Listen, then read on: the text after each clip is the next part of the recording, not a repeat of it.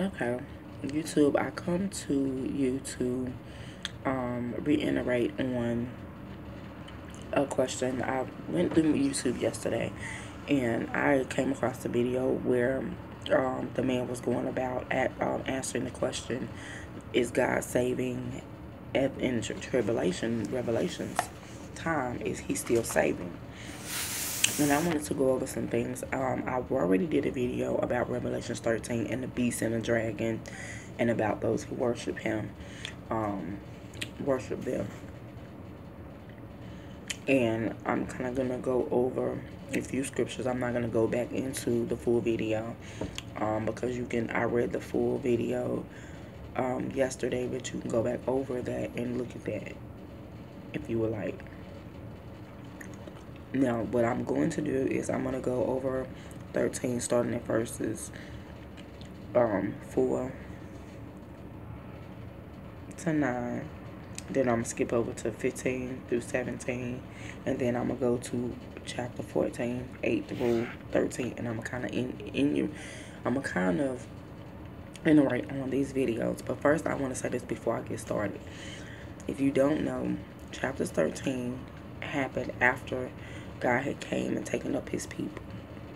When he had came up and took his people up through the rapture, those that were asleep and those that were alive, he came and got them. He was on a cloud. He did not step foot on this earth. He was on a cloud, and he came and got his people. And that's where they were transformed with a twinkling of an eye, where their soul left their body. And at that time, that's when the tribulation had began after that. And this is some of what happened after that. And let me begin to go ahead and read it. And it said, and they worshiped the dragon, which gave power unto the beast, and they worshiped the beast, saying, who is like unto the beast? Who is able to make war with him?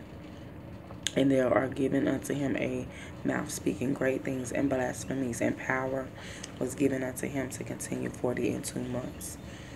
And he opened his mouth in a blasphemy against God, to blaspheme his name and his tabernacle, and them that dwell in heaven. And it was given unto him to make war with the saints and to overcome them, and power was given over all kindreds and tongues and nations. Now, from verse 5 to 7, some people would think, okay, well, God got all his power. Why would he allow that dragon and that beast to have power and dominion over the saints of God? It was designed to happen that way, because at the end, the war between the saints and the devil has not yet come to pass. This is before the 1,000 years that God had put on the devil to cast him down and lock him away for 1,000 years. This is before that. So this was supposed to happen. He's gonna get he's gonna repay and win the battle at the end. This is just before that. He's allowing this to happen. And all that dwell upon the earth shall worship him, whose name are not written in the life of the Lamb slain, written in the book, or that are not written in the book of the life of the Lamb slain from the foundation of the world. That's the significant thing, though. This is, and what we don't understand is there were people left behind. And you always hear people say, don't be left behind, don't be left behind when the Lord comes. Because after the rapture, those who are left behind, this is what's going to happen to some of them. Okay. And we have to remember in verse 8, it says again, and all that dwell upon the earth shall worship him, not God. They're worshiping the beast and the dragon, whose name are not written in the book of life of the Lamb slain from the foundations of the world. That's important. And if any man have an ear, let him hear. And it's telling you now to hear the Spirit when it says don't get left behind. When people say get your soul in order, get your life in order, that's what this part means here. It could say, if any man have an ear, let him hear. Cause just because you got ears and you can hear, and they're designed to hear, that don't mean you listening. You can be deaf and you can be blind.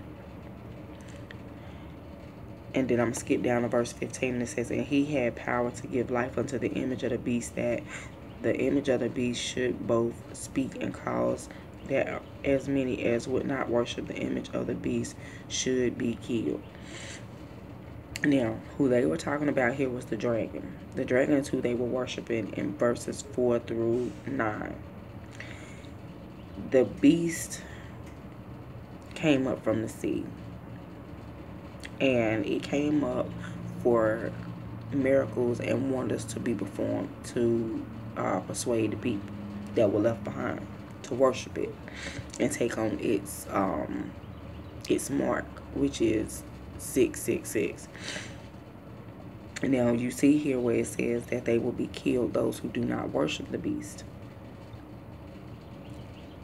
And he caused all, both small and great, rich and poor, free and bound, to receive a mark in their right hand or in their foreheads, and that no man might buy or sell save he that had the mark, or the name of the beast, or the number of his name. Now, in that time, if they do not take on the mark of the beast, which is the 666, they can't buy, sell, or trade anything at that time. But don't be deceived, because in this day that we're in now, there are some things going on that I said in my previous video about the mark of the beast. There are people having chips implanted in them. You know, they have chips that they implant in their pets. They got chips that they're already implanting in people. Children, they're using those chips to scan and pay for lunch, where they don't have to have money to do it. They take their hand, they insert the chip, and they're able to swipe their hand, and they're good. Okay, 14, starting at verse 8 through 13. I'm going to try to get through this if I can, if my camera don't take up too much room. And there followed another angel, saying, Babylon is fallen, that great city, because she made all nations drink of the wine of the wrath of her fornication. And the third angel followed them, saying with a loud voice, if any man worship the beast and his image, and receive his mark in his forehead or in his hand. So that means that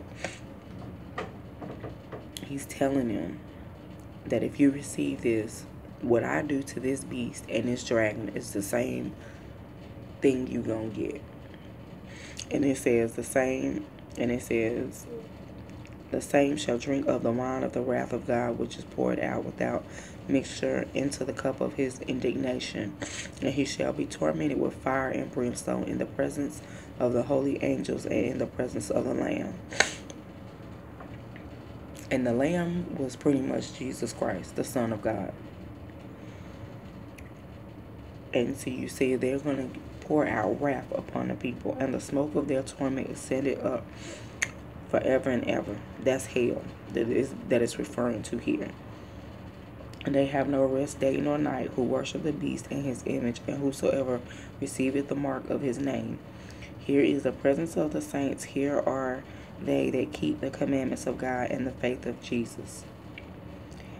And I heard the voice from, well, I'm going to stop there at verse 12. To answer the question where it was said, are people going to be saved in that time? No, they're not. Once the rapture comes and you're left behind, you have to go through the tribulation from 13 back. From 13 to 22. And from 13, let me see, tribulations goes from chapter 13 all the way back to, I'm thinking, verse 19, because 19 goes in to talk about heaven. It goes to go in and start talking about heaven. Okay.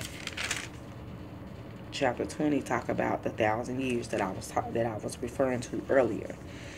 That's when the war be waged between God and the devil be defeated and cast into a prison for 1,000 years in hell, and everybody who worship him and everything will be cast into hell. That's why it is very, very, very important that we in these last days do not take for granted the mercies that God has given us, because he's given us great mercies. Great mercies. He's given us great mercy. He don't have to, considering that we don't acknowledge who he is. But we cannot continue to take advantage of his mercy and his grace. Be blessed and take heed to the word of God and get right with him.